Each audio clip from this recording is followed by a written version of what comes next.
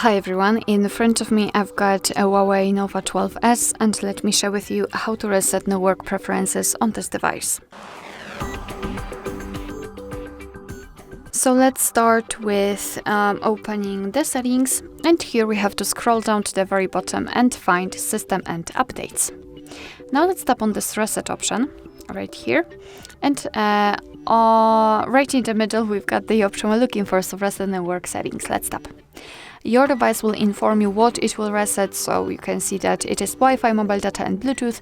So let's tap on Reset Network Settings, and here be aware that this operation cannot be undone. Tap on Reset Network Settings, and as you can see we've got this information, which means that we just successfully reset all network preferences. Alright, so that will be all. Thank you so much for watching. I hope that this video was helpful, and if it was, please hit the subscribe button and leave the thumbs up.